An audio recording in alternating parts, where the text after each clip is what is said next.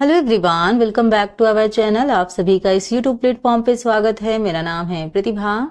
तो आज हम फिर से एक नए टॉपिक के साथ आप सभी के सामने हैं और ये जो नया टॉपिक है ये आपके मनोवैज्ञानिकों से रिलेटेड है। जैसे हमने सिलेबस के अकॉर्डिंग देखा है तो कुछ ऐसे मनोवैज्ञानिक हैं जो आपके एग्जाम में बार बार पूछे जाते हैं और मोस्ट इम्पॉर्टेंट हैं ये। आज हम बात करने वाले हैं आपके सिगमंड फ्रायड की जो थ्योरी है उस पे आज हम बात करेंगे, क्योंकि आपके सिलेबस के अकॉर्डिंग जैसे हमने कहा, चाहे आपका एलटी का आप एग्जाम दे रहे हो, यूजीसी नेट का या अदर कोई भी होम साइंस की एग्जाम अगर आप दे रहे हैं तो कुछ ऐसे मनोवैज्ञानिक हैं जैसे पियाजे हैं, कोहलबर्ग हैं, फ्रायड है, एरिक्सन है। ये ऐसे मनोवैज्ञानिक हैं जो आपके अक्सर पूछे जाते हैं और इम्पोर्टेंट भी हैं। तो अभी हमने एलटी का भी आपका सिलेबस देखा, उसमें हमने देखा कि सिगमंड फ्रायड की थ्योरी आपसे पूछी जाती है। यहाँ पे बात करें तो आज का जो हमारा टॉपिक होगा इसमें हम सिगमंड फ्रायड की थ्योरी से जो जो क्वेश्चंस बन सकते हैं, जहां जहां से आपके क्वेश्चन पूछे जा सकते हैं, उन सारी चीजों को कवर अप करने की कोशिश करी है। और मैंने इसमें प्रीवियस ईयर क्वेश्चंस भी ऐड किया है। लास्ट में आपको प्रीवियस ईयर क्वेश्चंस कराए जाएंगे जिससे आपका कॉन्सेप्ट और क्लियर हो जाए, क्योंकि जब भी हम थ्योरी पढ़ते हैं उसके बाद हमें क्वेश्चंस लगाने का मन करता है, तब शायद हमारी जो थ्योरी है उसका कॉन्सेप्ट हमें क्लियर होता है। आज की क्लास बहुत ही इंपॉर्टेंट है। आप चाहें तो नोट्स भी बना सकते हैं मेरे साथ साथ। नोट्स में आपको पूरी डिटेल नहीं लिखनी है, नोट्स में आपको कैसे बनाना है मैं आपको बताऊंगी। नोट्स में आपको जो मेन पॉइंट्स हैं, जो इम्पोर्टेंट हैं, उसको नोट डाउन करना है ताकि आप इजीली लास्ट में रिवीजन कर सको। बाकी जो पीडीएफ है वो मैं आपको टेलीग्राम पे सेंड कर दूंगी, वहां जाके आप अगर पढ़ना चाहेंगे पूरा तो आराम से पढ़ लीजिएगा। तो चलिए आज की क्लास स्टार्ट करते हैं एंड इनकी थ्योरी से रिलेटेड जितने सारी कॉन्सेप्ट पूछे जाते हैं सारा हम पढ़ने वाले हैं। और उससे पहले अगर जिन स्टूडेंट को ओटीआर में प्रॉब्लम हो रही है वो परेशान ना हो, क्योंकि आप जानते हैं 2018 के बाद आपका 2025 में फॉर्म देखने को मिला है, तो बच्चों की संख्या भी बहुत ज्यादा है जिसकी वजह से लगातार लोग फॉर्म भर रहे हैं और सर्वर का प्रॉब्लम आपको देखने को मिल रहा है। तो 28 जुलाई से आपका फॉर्म भरना स्टार्ट हो गया था और उसके बाद बात करें तो 28 अगस्त तक है। बस ये याद रखिएगा, फॉर्म की लास्ट डेट से पहले ही आप ये जो ओटीआर है वो कराना जरूरी है। लास्ट डेट के लिए मत बैठे रहिएगा। अगर आपको लग रहा है मैम सर्वर तो चलता नहीं, क्या करें, तो नाइट में ट्राई कीजिए और मॉर्निंग में, क्योंकि नाइट में बहुत कम लोग होते हैं जो फॉर्म फिल करते हैं। तो अगर मतलब 12 बजे के बाद भी अगर आप ट्राई करोगे तो आपका हो जाएगा। अगर साइबर कैफे से करवा रहे हो तो उनको बोलिए कि रात में ट्राई करें। ठीक, चलो यहाँ पढ़ते हैं आपका सिगमंड फ्रायड की थ्योरी पे पूरी डिटेल के साथ। ठीक, यहाँ अगर हम बात करें यहाँ पे सिगमंड फ्रायड की थ्योरी के बारे में, तो सिगमंड फ्रायड ऑस्ट्रेलिया के न्यूरोलॉजिस्ट थे और साइको एनालिसिस यानी मनोविश्लेषण सिद्धांत के जनक माने जाते हैं। तो एक क्वेश्चन तो यहीं से बन जाता है कि मनोविश्लेषण सिद्धांत के जनक किनको कहा जाता है। किनको कहा जाता है? सिगमंड फ्रायड महोदय जी को कहा जाता है। इन्होंने माना कि बचपन के अनुभव व्यक्ति की पूरी पर्सनालिटी और व्यवहार को प्रभावित करते हैं। अगर मैं आपको इजी वे में बताऊं, सिगमंड फ्रायड जी का जो पूरा होल थ्योरी है वो किस चीज पे बेस्ड है, तो उन्होंने कहा कि बच्चे जैसे बचपन में जो बच्चों की आदतें होती हैं वो कुछ आदतें होती ऐसी हैं जो वो बड़े होकर भी नहीं भूलते हैं। मतलब जैसे डर है, गुस्सा है, शर्म है, वो आगे जाके भी उनकी पर्सनालिटी को इफेक्ट करता है। तो इसी वजह से कई लोगों के मुंह से आपने सुना होगा कि बचपन में अगर सिखाया होता तो बड़े में ये बच्चे ऐसे नहीं होते। क्यों बोलते हैं? क्योंकि बचपन की कुछ ऐसी आदतें होती हैं जो अगर उन्हें तब नहीं बदला गया, तब वो आगे आपके जब आप बड़े हो जाओगे तो भी वो आदतें आपकी वैसी की वैसी बनी रहती हैं, यानी वो आपकी पर्सनालिटी को इफेक्ट करती हैं। इसी वजह से बोला जाता है कि बचपन में उन आदतों को सुधारो ताकि बड़े होते होते वो आदतें बच्चा कैप्चर करता रहे। बच्चों में जो बचपन में अनुशासन मेंटेन किया जाता है, आप बड़े तक देखते हो वो वैसी ही चीजें मेंटेन करके चलता है, वही रिस्पेक्ट, वही सारी चीजें रहती हैं। तो ये थोड़ा सा उन्होंने एक चीज पे बस इतना कहा है कि हमारा बचपन ही हमारी पूरी पर्सनालिटी की क्या है, नींव है। ये किसने कहा है? फ्रायड महोदय जी ने कहा है। आई होप आपको क्लियर हुआ होगा। अब यहाँ पे बात करते हैं लिबिडो की। इससे रिलेटेड क्वेश्चन भी आपसे पूछा जाता है कि आखिरकार ये लिबिडो क्या है। तो मनुष्य के अंदर मौजूद एक जीवित ऊर्जा है, यानी एक लाइफ एनर्जी है जो यौन इच्छाओं और जीवन के प्रति आकर्षण को दर्शाती है। तो फ्रॉयड के अनुसार यही ऊर्जा हमारे व्यवहार को प्रभावित करती है।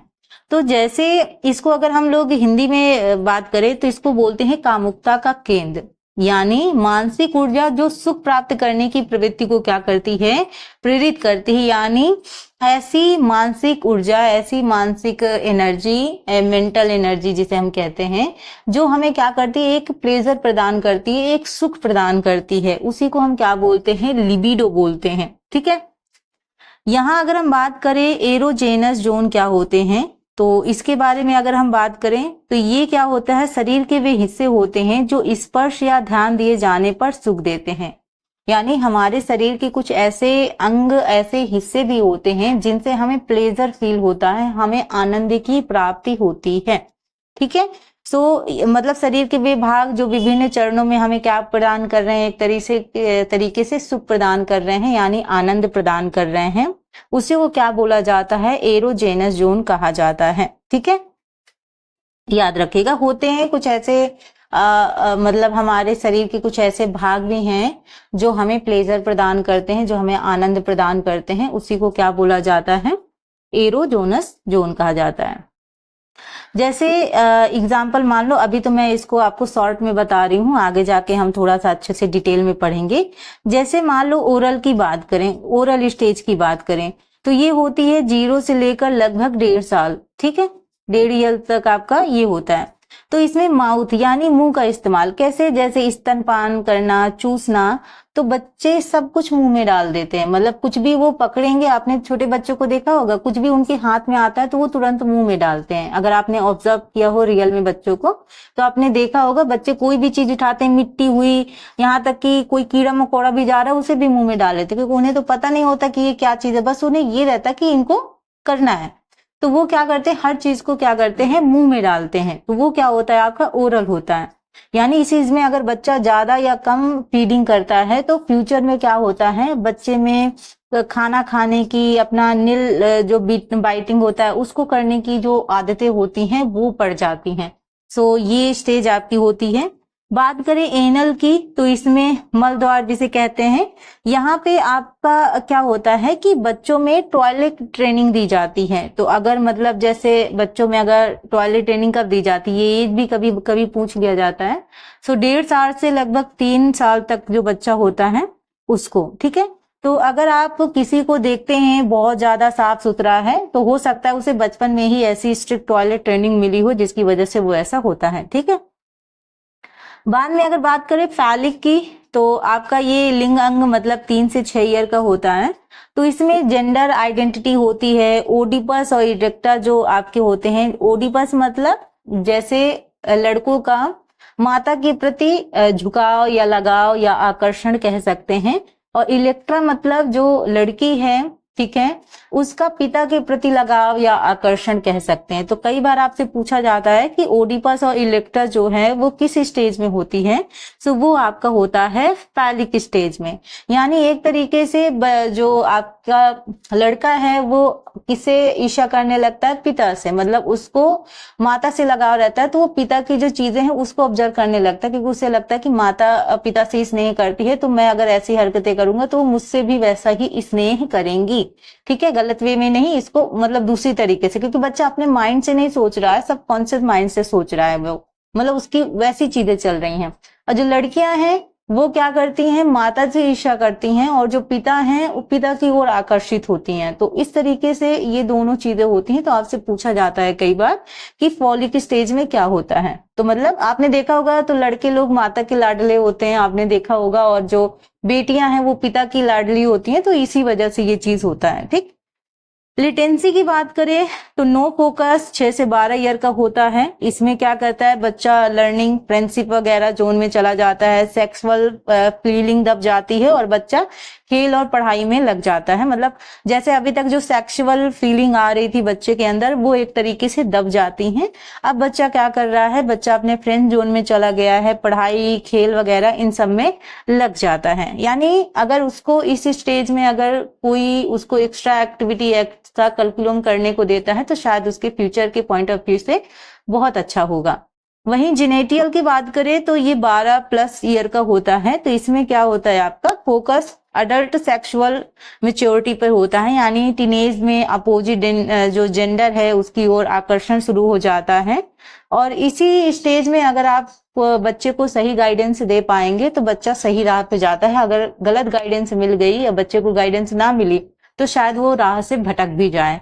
ठीक है, तो इसको मैं और डिटेल में अभी आपको आगे जाके समझाऊंगी। मैंने एक एक पॉइंट मेंशन किया है, ये मैंने इसी स्टेज के थ्रू आपको थोड़ा सा समझाने की कोशिश करी है। ठीक है, फिक्सेशन की बात करें, आपका फिक्सेशन क्या होता है, यहाँ पे इस चीज को देखिए तो जब कोई व्यक्ति किसी स्टेज में अति संतुष्टि या असंतोष के कारण उसी स्तर में अटक जाता है, फिक्स मतलब कोई चीज वहीं पे अटक जाना, ठीक है, तो उसे क्या बोलते हैं, फिक्सेशन बोलते हैं। और इसका अक्सर क्या होता है, वयस्क जीवन में देखने को मिलता है। मतलब जैसे कोई नीड है, कोई चीज है, वो बच्चा अपने पहले वाली स्टेज में नहीं कर पाया। जैसे कोई चीज थी उसकी ओरल स्टेज में नहीं हो पाई, ठीक है, ओरल स्टेज में वो चीज नहीं फिक्स हो पाई, वो चीज नहीं कर पाया। आगे जाके वो जब वो स्टेज में अगली स्टेज में जाएगा तो जो स्टेज में वो नहीं कर पाया है वो अगली स्टेज में उसकी पूर्ति नहीं हो पाएगी।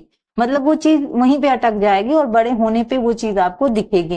तो ऐसे टाइप का जो चीज होता है, यानी जो उसको असंतोष मिलता है जिसकी वजह से वो अटक जाता है, वो चीज। ठीक है, जैसे मैंने आपको बताया कि अगर बच्चा ओरल स्टेज में क्या कर रहा है, फंसा है, ठीक है, और बड़े होकर वो क्या करेगा, नेल बाइटिंग करेगा, स्मोकिंग हो सकता है उसका शुरू हो जाए, ज्यादा खाना स्टार्ट कर देगा, ओवर ईटिंग जैसी आदतें, वो सारी चीजें आगे जाके विकसित हो जाएंगी। तो ये क्या किसमें होता है, फिक्सेशन वाली स्टेज में होता है।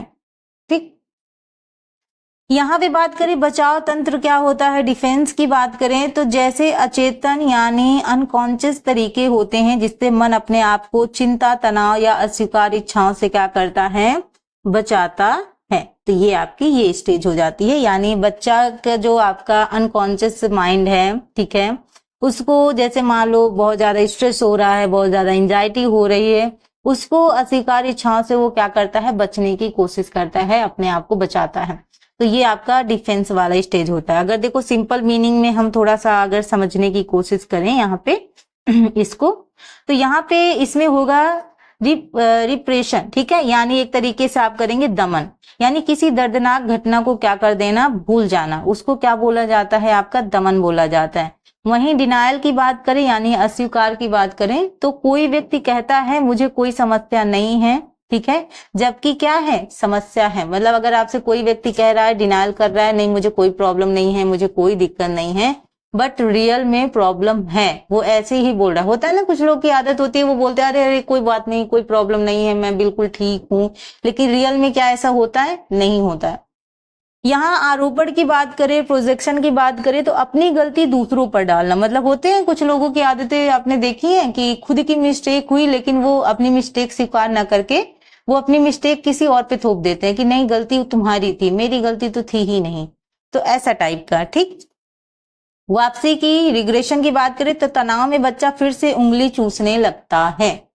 तो ये देखो बचपन की आदतें हैं ना, उंगली चूसने वाली आदत, जो आपके बड़े होने पे भी वो चीजें आपको दिखाई दे रही हैं।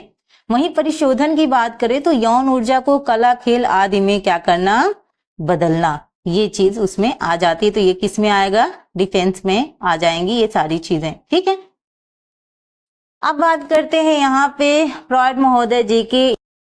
तो अगर हम यहाँ पे फ्रॉइड की जो स्ट्रक्चर है पर्सनालिटी के, उसके बारे में अगर हम बात करें, व्यक्तित्व की संरचना की बात करें तो इसमें तीन चीजें आती हैं, एक आता है ईद, एक आता है सुपर ईगो और एक आता है ईगो। इसको थोड़ा सा समझते हैं क्योंकि फ्रॉइड की थ्योरी में ये भी चीजें आपसे पूछी जाती हैं। अगर हम ईद की बात करें तो प्रेजर प्रिंसिपल यानी सुख सिद्धांत, इंस्टेंट आपका जो डिजायर है वो, जैसे मतलब हंगर और एग्रेशन। आप जानते हैं भूख लगती है, जब लगती है तो तुरंत कुछ ना कुछ खाने का मन करता है, गुस्सा अचानक आ जाता है, मतलब तुरंत कोई चीज हो जाना। अब वो कोई चीज तुरंत हो रही है तो वो तुरंत उसको वो चीज मिलनी चाहिए, जैसे भूख लगे तो उसको तुरंत खाना मिलना चाहिए, अचानक गुस्सा आ जाना, ये क्या है, ये क्या है, आपका ईद है। इसको मैं अभी एग्जाम्पल के थ्रू आपको समझाऊंगी, सारी चीजें आपको अच्छे से क्लियर हो जाएंगी। ठीक है, वहीं अगर हम बात करें सुपर ईगो की तो सुपर ईगो मतलब रियलिटी प्रिंसिपल यानी यथार्थ सिद्धांत, बैलेंस बनाने का काम करता है। किस पे बैलेंस बनाने का काम करता है, आपके ईद और सुपर ईगो पे बैलेंस बनाने का काम करता है, यानी संतुलन बनाने का काम करता है कि कैसे हम कोई ऐसा रास्ता निकाल सकते हैं जो बीच का रास्ता हो, जिसमें कॉन्फ्लिक्ट ही ना हो पूरा। ठीक है, तो ये बीच का रास्ता निकालने की कोशिश करता है। वहीं अगर हम सुपर इको की बात करते हैं तो मोरालिटी प्रिंसिपल पे ज्यादा बेस होता है, यानी नैतिकता पे, यानी इंटरनल मॉरल स्टैंडर्ड, मतलब कोई चीज कर रहे हैं नहीं ये तो गलत है, ये तो सही नहीं है, ये चीज हमें नहीं करनी चाहिए, ये आपका सुपर ईगो कहता है। अगर मैं सिंपल वे में बताऊं, चलो चॉकलेट का एग्जाम्पल लेते हैं।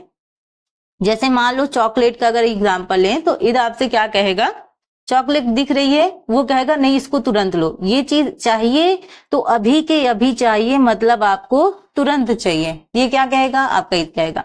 वहीं अगर मैं बात करूं आपके सुपर ईगो की, ठीक है, सुपर ईगो इस चीज में क्या करेगा, नहीं ये गलत है, ये नहीं ये गलत है, हमें ये चीज नहीं करना चाहिए, मत करो ये, है ना, मतलब चॉकलेट तुमको कोई दे रहा है तुमने तुरंत ले ली, है ना, ये चीज मत करो, ये चीज गलत है।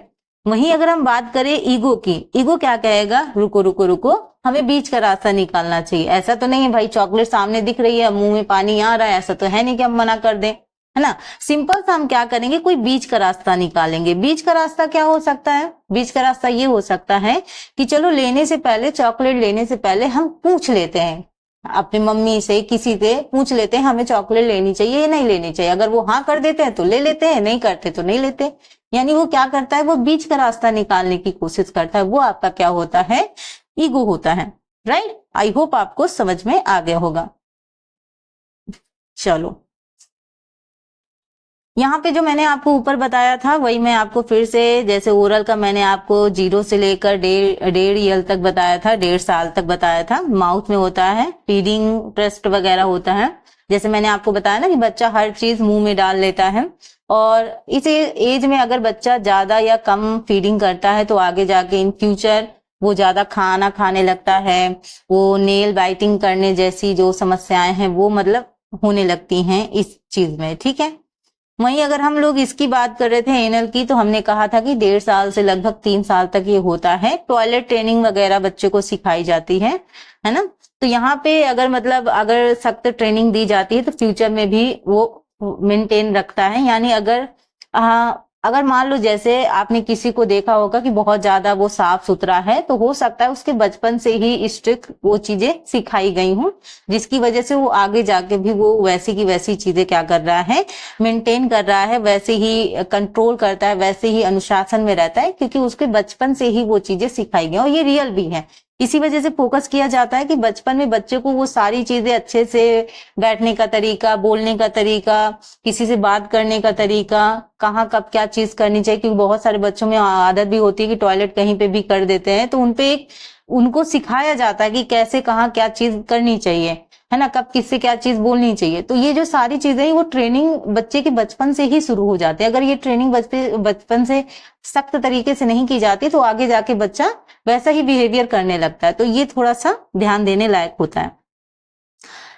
पहले की स्टेज में हमने कहा 3 से 6 ईयर का होता है। यहाँ पे ओडिपस और इलेक्ट्रा कॉम्प्लेक्स होते हैं, यानी बच्चा माता पिता से जुड़ाव और लिंग पहचान सीखता है। जैसे मैंने आपको कहा कि जो आपका ओडिपस है, ओडिपस मतलब लड़कों में होता है ये, और इसमें क्या होता है कि जो लड़के का झुकाव है वो माता की ओर होता है, यानी बच्चे का जो स्नेह है वो माता की ओर ज्यादा होता है। इसी वजह से वो बच्चा क्या करता है, अपने पिता के जो बिहेवियर हैं, जो पिता जैसे मतलब व्यवहार करते हैं, पिता के जो मूल्य होते हैं उनको अडॉप्ट करने की कोशिश करता है, क्योंकि उसे लगता है कि माता पिता से स्नेह करती हैं, तो जैसा मैं पिता के समान करूंगा तो माता हमसे भी स्नेह करेंगे, क्योंकि वो अपने माइंड से नहीं सोच रहे हैं, अपने सबकॉन्शियस माइंड से सोच रहे हैं, तो उनका अभी उतना ज्यादा विकास नहीं होता है। तो इस वजह से वो क्या होता है कि माता के प्रति ज्यादा स्नेही होते हैं। जैसे आपने कहा भी है, आपने सुना भी होगा, देखा भी होगा अपने घर में ही, कि जो लड़के होते हैं वो माता के लाडले होते हैं, है ना, माता की ओर उनका झुकाव ज्यादा होता है। वहीं इलेक्ट्रा की बात करेंगे तो लड़कियों में पिता के प्रति ज्यादा झुकाव होता है, यानी वो पिता की तरफ ज्यादा अट्रैक्ट होती हैं, और यहाँ पे मतलब पिता के प्रति उनका स्नेह होता है। इसी वजह से लड़कियों को बोलते भी है ना कि पिता की लाडली हैं, पापा की परियां ठीक है, तो पापा की परियां ऐसे ही नहीं कहा जाता है, उनपे ये थोड़ा सा चीज भी होता है कि एक मतलब माता और पिता के प्रति अलग झुकाव होता है। मतलब माता के प्रति ऐसा नहीं, मतलब जैसे लिखा रहता है बुक्स वगैरह में आप देखते हैं कि ईर्ष्या करती है, तो ईर्ष्या नहीं करने का मतलब है, ईर्ष्या करने का मतलब ये थोड़ा ना है कि माता से जलने लगेंगी, नहीं, कहने का मतलब है उनका एक पिता के प्रति लगाव ज्यादा होता है माता की अपेक्षा। वैसे ही लड़कों में माता के प्रति लगाव ज्यादा होता है पिता की अपेक्षा, आप ऐसे समझिएगा, ठीक है। वहीं अगर हम बात करते हैं लेटेंसी की, तो यानी यहाँ पे क्या होता है, बच्चे का जो सेक्सुअल फीलिंग होता है बच्चे के अंदर, ठीक है, तो ये आपका क्या हो जाता है बच्चे के अंदर। फैलिक वाला हम भूल गए क्या, फैलिक वाला पढ़ लेते हैं, चलो फैलिक वाला तो पढ़ चुके हैं, हम दोबारा पढ़ने का मन कर रहा है। चलो यहाँ पे देखते हैं, अगर हम यहाँ पे बात करें तो इस पे क्या होता है, जो बच्चों के अंदर सेक्सुअल फीलिंग होती है वो दब जाती है। बच्चा जो अपना मन है वो खेल, पढ़ाई वगैरह, फ्रेंडशिप वगैरह में लगाना शुरू कर देता है। तो ये स्टेज में आप ये कह सकते हो कि 6 से 12 वर्ष की अवस्था में बच्चे के अंदर ये जो सेक्सुअल फीलिंग होती है वो दब जाती है। और इस एज में सबसे अच्छी चीज पता है स्टूडेंट क्या है, कि बच्चे को एक्स्ट्रा करिकुलम में लगा सकते हो, जैसे खेलना, ड्राइंग करना, डांस वगैरह। तो इस स्टेज में अगर आप उसे एक्स्ट्रा एक्टिविटी में लगाओगे तो उसका ग्रोथ काफी अच्छा होगा, ठीक है। यानी लर्निंग, हॉबीज वगैरह, एक्स्ट्रा टास्क वगैरह आप दे सकते हो।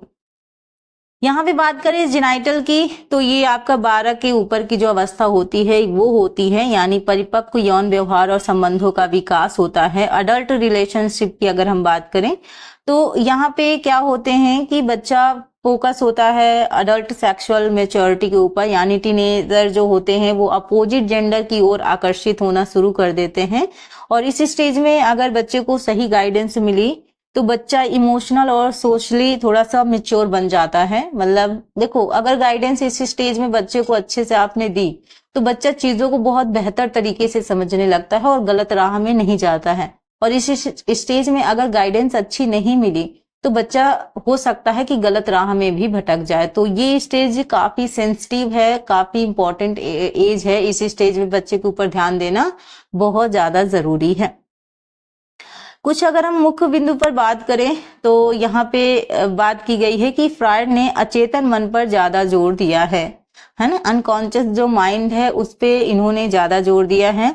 बचपन के आघात वयस्क व्यवहार को प्रभावित कर सकते हैं। जैसे कुछ बच्चों में बचपन के ट्रॉमाज होते हैं, कुछ बचपन में ऐसे डर होते हैं जो बड़े होने तक भी वैसा का वैसा रहता है। जैसे बचपन में गुस्सा, चिड़चिड़ापन अगर वो मेंटेन बना रहा आगे चल के तो वयस्क होते होते तक फिर वो वैसा का वैसा रहे। कुछ ऐसे बचपन के ट्रॉमा होते हैं, कुछ ऐसी बच्चों ने कोई चीज देख रखी होती है जो शायद उनके दिमाग से जाती नहीं है और वो बड़े होने तक भी उसी ट्रॉमा से गुजरते रहते हैं।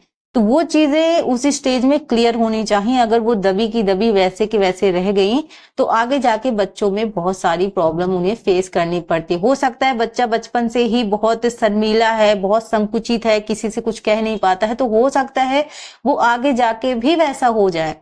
तो ये जो चीजें होती है ना, ये बहुत ज्यादा जरूरी है। बाकी अगर बात करें तो इनके सिद्धांत की आलोचना कामुकता पर अत्यधिक जोर देने के कारण की जाती है। मतलब होता है कि जैसे हमने कहा ना कि यहाँ पे उनकी जो स्टेजेस हैं, जैसे लिबिडो वगैरह की भी हमने बात की, तो कामुकता का केंद्र मतलब, और जो हमने और स्टेजेस की बात की तो उसमें बच्चा क्या करता है, कुछ शरीर के कुछ ऐसे अंग होते हैं, ऐसे शरीर के कुछ भाग होते हैं जिनसे उसे प्लेजर की प्राप्ति होती है, उसे आनंद की अनुभूति होती है। तो उसकी कई लोगों ने निंदा भी की है, ठीक है। तो यहाँ पे लेकिन फिर भी इनका उपयोग चिकित्सा और शिक्षा में किया जाता है। मतलब होता है कि जैसे अभी कई सारे मनोवैज्ञानिक की आप थ्योरी देखोगे तो कुछ मनोवैज्ञानिक ऐसे भी हैं जिनकी थ्योरी को लोगों ने इनकार किया है, लोगों ने निंदा की है, लेकिन फिर भी उनकी कुछ थ्योरी कुछ चीजों में मतलब बेहतर है, कुछ चीजों में उनको हेल्प करती है, ठीक है। तो ऐसा नहीं है इनकी थ्योरी को मतलब नकारा नहीं गया है, किया गया है, लेकिन फिर भी कुछ चीजों में इनकी थ्योरी हेल्प करती है बच्चे की पर्सनालिटी डेवलपमेंट में, ठीक है। अब बात करते हैं कुछ प्रीवियस। तो यहाँ अगर हम प्रीवियस ईयर की बात करें तो इसमें तो 3 ही ऑप्शन है। चलो दूसरे क्वेश्चन पे चलते हैं। तो यहाँ अगर दूसरे क्वेश्चन की बात की जाए तो दूसरा क्वेश्चन आपका क्या पूछा गया है कि फ्रायड के अनुसार कौन सा चरण शौच प्रशिक्षण यानी टॉयलेट ट्रेनिंग से संबंधित है। तो अभी मैंने आपसे बात की थी कि टॉयलेट ट्रेनिंग से संबंधित कौन सा चरण है आपका, ओरल है, एनल है, कॉलिक है या लेटेंसी है। कौन सा चरण है आपका टॉयलेट ट्रेनिंग वाला। तो यहाँ पे बात करें तो आपकी जो स्टेज है, आपकी एनल स्टेज, जिसको हम कहते हैं कि 1 से लेकर 3 ईयर तक आपकी, या 1.5 से आप कह सकते हो, 1.5 से लेकर 3 ईयर तक होता है, जिसमें बच्चे को टॉयलेट ट्रेनिंग दी जाती है। ठीक। क्वेश्चन नंबर नेक्स्ट है आपका कि फ्राइड के अनुसार कौन सा भाग यथार्थ सिद्धांत यानी रियलिटी प्रिंसिपल का पालन करता है? इड, और आपका ईगो, सुपर ईगो, या फिर libido? Id, ego, super ego, या फिर लिबिडो? तो कौन सी चीज है आप बताइएगा। ठीक है, तो यहां अगर हम बात करें इस क्वेश्चंस के राइट आंसर की, सो इसका जो आपका राइट आंसर होगा स्टूडेंट, वो आपका होगा ईगो। ठीक है, यानी जैसे मैंने कहा ना कि भाई इड और सुपर ईगो के बीच का जो रास्ता निकालता है वो कौन सा निकालता है? ईगो निकालता है। जैसे मैंने आपको चॉकलेट का एग्जांपल दिया कि भाई इड कह रहा है कि नहीं ये चीज चाहिए तो मुझे अभी के अभी चाहिए, तुरंत चाहिए। सुपर ईगो कह रहा है कि नहीं नहीं ये तो गलत है, ये हमें नहीं करना चाहिए, ये मत लो, है ना। ईगो कह रहा है कि नहीं नहीं हम इसके लिए बीच का रास्ता निकाल सकते हैं। बीच का रास्ता क्या है? हम पूछ सकते हैं भाई हम चॉकलेट ले सकते हैं कि नहीं ले सकते हैं। तो ईगो बीच का रास्ता निकालने की बात करता है। सो ये आपका हो गया। ठीक, यहाँ जैसे मैंने आपको बताया वही चीज आपको देखो, रियलिटी की बात कौन कर रहा है? ईगो कर रहा है। ठीक है, मोरालिटी की बात कौन कर रहा है? भाई ये चीज गलत है नहीं हमें नहीं लेनी चाहिए, सुपर ईगो कर रहा है। इंस्टेंट यानी प्रवृत्ति, तुरंत ले लो, ये कौन बात कर रहा है? इड बात कर रहा है, यानी इमीडिएट रिस्पॉन्स, एक तरीके डिसीजन मेकर, बीच का रास्ता निकालने वाला ईगो, कॉन्सेंस। ठीक है, आपका जो आपका नैतिकता है वो हो गया। तो ये रही स्टूडेंट आज की क्लास। आई होप आपको चीजें समझ में आई होंगी। अगर कहीं पे भी आपको कोई भी प्रॉब्लम हो रही है समझने में तो आप कमेंट बॉक्स के थ्रू पूछ सकते हैं, मैं आपको जरूर आंसर शेयर करूंगी। एंड इसका हम लोग एक बार रिवीजन भी करेंगे, ऐसा नहीं है, इसके लिए मैं शॉर्ट में लेके आऊंगी जिसकी वजह से हम लोग रिवीजन भी करेंगे प्लस क्वेश्चन आंसर भी करेंगे। सो बने रहिएगा इस चैनल के साथ, लगातार थ्योरी क्लासेस और आपको प्रैक्टिस सेशन भी मिलेंगे। साथ साथ में अभी मैं यूजीसी नेट पेपर 1 की भी क्लास लेकर आऊंगी। सो वैसे तो मैं आपको डेली क्लासेस देने वाली हूँ, थ्योरी क्लासेस भी होंगी प्लस क्वेश्चंस भी होंगे। उसके साथ साथ हो सकता है किसी दिन आपको 2 क्लासेस भी देखने को मिले। ठीक है, क्योंकि हम सारी चीजों को कवर कर रहे हैं और उन कवर करने में थोड़ा सा टाइम तो लगेगा, साथ में क्वेश्चंस भी करने हैं। तो अगर आप चाहते हैं कि आपकी तैयारी पूरी बेहतर तरीके से हो तो जुड़ जाइए मेरे चैनल के साथ। प्यारा सा कमेंट करना मत भूलिएगा। ये सेशन पसंद आए, कुछ भी आपके लिए हेल्पफुल लगा हो सो लाइक जरूर कीजिएगा और ज्यादा से ज्यादा लोगों को शेयर कीजिएगा। तो मिलते हैं अपने नेक्स्ट सेशन में। अपना ध्यान रखिएगा, अपने माता पिता का ध्यान रखिएगा। Thank you for watching, thank you so much, bye bye.